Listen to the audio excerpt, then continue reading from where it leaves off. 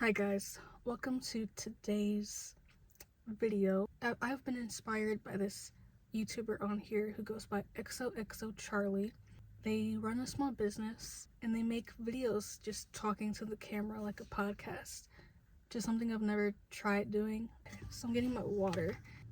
This video is going to be me talking about my small business and how I started. I just wanted to start this series off with the video explaining that about myself. So if you've never seen one of my videos before, hi, I'm Mariah. I run a small business called Mariah Monique Design. I have been running this business seriously for the past 2 years since I graduated college. I've been running my business for 2 to 3 years now, and it's slowly growing at a snail's pace, but it is growing.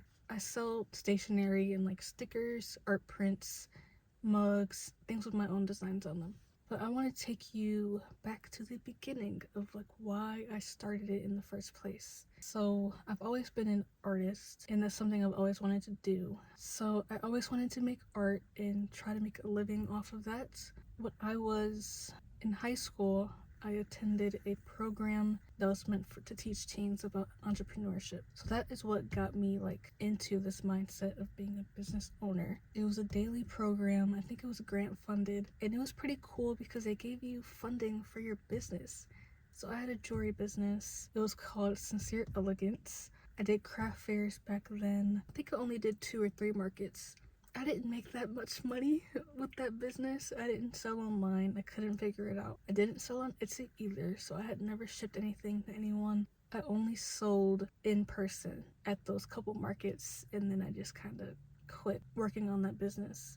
So I was still in school, and I was focused on school. I had like a 3.9 GPA. Like, I was focused on school and getting into a good college, and my business just was not happening.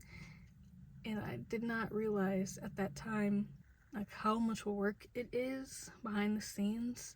Like, I just think I was kind of naive, thinking it was as long as you had a business plan, as long as you put the word out, people would come, people would care, and that didn't really happen. So I did not make hardly any money. I know at one market I remember making over $100, and I was like, oh, this is pretty cool. I made $100 selling my jewelry. That would not fly today. Like, I'm an adult with bills. So yeah, that business did not last long because it just wasn't profitable enough. And I also realized I didn't love making jewelry. I liked them. I got compliments on them. People told me that I had a good eye for design. I remember that. And it gave me confidence to know that like I can create things that other people like. So that is something that I took from that first business, because it gave me the knowledge that in the like experience of knowing that if I put myself out there, some people would support me. Maybe not everyone, but some people. And that was a good thing to have felt, and to know that like people were in your corner. So fast forward, I quit that business. Like, I didn't do any more markets. I quit business stuff entirely and it just focused on school. So fast forward, we're not in high school anymore. We're going to college. I went to the University of Michigan. I'm still living in Michigan, and I went there for art and design, which is where my new passion, I guess, for arts, I was able to explore that more and really hone in on who I am as an artist, the type of stuff I like to make. You have to do critiques all the time, so I learned to pretty much build up an immunity for people saying negative things and the people critiquing my work, because that's always going to happen. And I had some really, really harsh critiques in college. So I did grow as a designer. In my sophomore or junior year, I started doing digital design, and I got an iPad for it.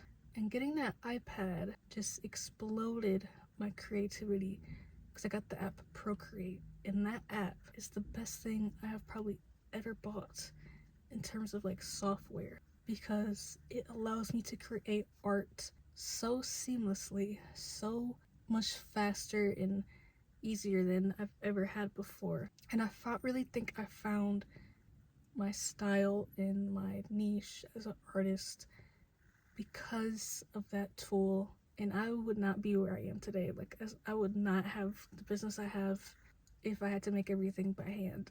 Oh, I would not make nearly as much art because I don't paint hardly at all. If I had to do that by hand, oh my gosh, that would take forever. So I got my iPad in 2020 and I started making arts and posting it to the TikTok. And I was still in school, but I was doing school online, so I had a lot of extra time and I was just bored all the time. So this is the start of a lot of people's businesses. When they talk about like how they started, they're like, well, during COVID I had a lot of time and I started making stickers. But that's pretty much what I did.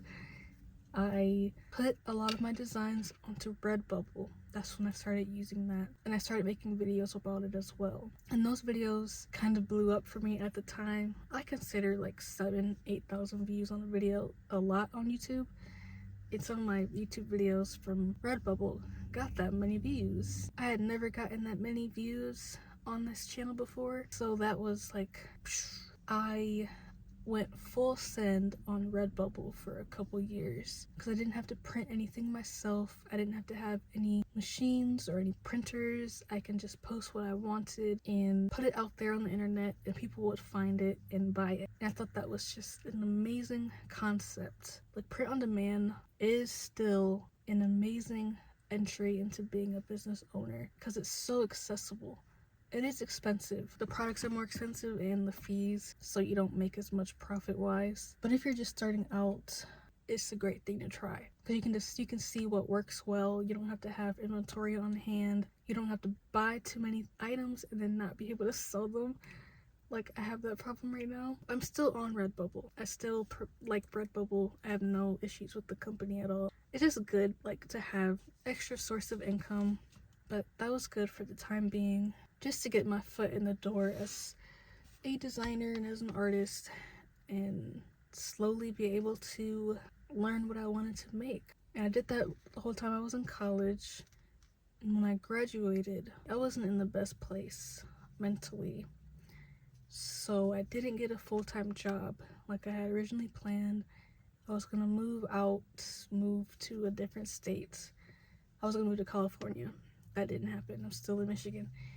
And I was gonna live there working at a UI UX design job at a big cushy tech company role. And I would have made a bunch of money, but I probably would have been really, really stressed out there. So I'm trying to like see what positives came from that not happening, because for a while I was like really upset and like disappointed that I didn't get to live out those plans just because of different issues, different mental health issues. Like, I just wasn't able to do it, and I had to move back in with my parents, or move with my mother. I started my small business from my mother's house, which was the house that I lived in high school. So it was not cool coming back here after I graduated, but that's what happened. So I turned part of the basement into my art studio, and I worked down there for a good year, like trying to build my brand from the ground up. I vlogged the whole thing. I have a lot of videos on my channel, like starting my sticker shop. I made a whole series on it if you want to check that out. And I started on Etsy making stickers by hand. I didn't have a Cricut. I didn't have a good printer. I had the HP printer I had in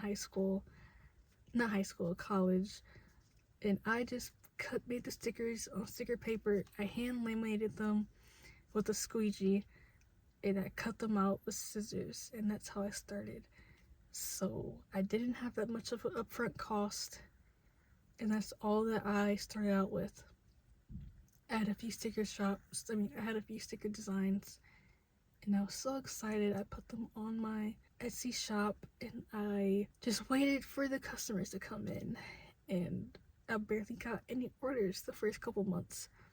But I kept going. I kept filming content. I kept posting to TikTok as well, which my TikTok people were a lot more receptive to my content on there. I only have 1,000 subscribers now as of April 2025. But on TikTok, I had around 3,000 followers at the time. I'm still grinding with the TikTok and the YouTube. I'm still not where I want to be yet. Like, I'm still not monetized on either platform. Who knows how long TikTok is even gonna last. I started as a sticker shop, and then I found out about Amazon KDP. I don't think I've ever made videos on that on here, but I do have a couple coloring books and journals on Amazon, and those people really like showed out for that. People from my family were supporting me. I think stickers are just very specific. If you're not someone who likes stickers, then you're not gonna want to buy it, because like, why? What would you do with? But coloring books were a much better product. So I designed 3 coloring books in the span of a month, and I published, well, it took me a lot longer to design them, but I published 3 in the span of a month on Amazon. And they don't get as many sales now, but in the beginning, that was a great product for me. But that was another product that really helped launch my business. And I've been like slowly building my business for the last couple of years. Like I've said, I've expanded my products from, I quit print on demand at some point in 2024. It was not profitable for me, and I decided to just stick to doing things in-house and shipping everything from my location, from my studio. And that was a big jump, so I have been acclimating to that. I got a lot more sales when I had print on demand because I had a larger range of products. I had apparel, I had different types of cups that I don't have right now. I had mouse pads, I had tote bags, I had a lot of different things, and some of them would sell more than others. But right now I only have a few mugs up on my shop. I have bookmarks, stickers, and I've been expanding into sublimation, UV DTF decals, and like DTF transfers. I got a heat press and a tumbler press, and I got a new printer recently, so I've been investing my money that I've been making back into my business, and I'm excited to see where it goes from here. I'm a little bit concerned because in 2025 we're dealing with a new administration, which is like affecting small businesses with the tariffs and everything. So I do not know what's going to happen in the future in terms of like how things are going to get more expensive. Yeah, I'm a bit concerned about that situation, so I'm trying to remain hopeful and like, but still really figure out my products and how much everything is going to cost. If I'm pretty much done talking about this, that was a little bit of a rundown on my content. On me as a business owner. I will be making more vlog content soon, so you should subscribe if you want to see more of that. Or if you have any questions for me about running my business as a solo business owner and artist, let me know in the comments. I might make this a series, just talking to the camera. I will see you guys in my next video because I'm tired of talking. So I'm gonna go back in the house and pack the orders that I haven't packed yet before 5 o'clock. I'm gonna go, and I'll see you in my next video.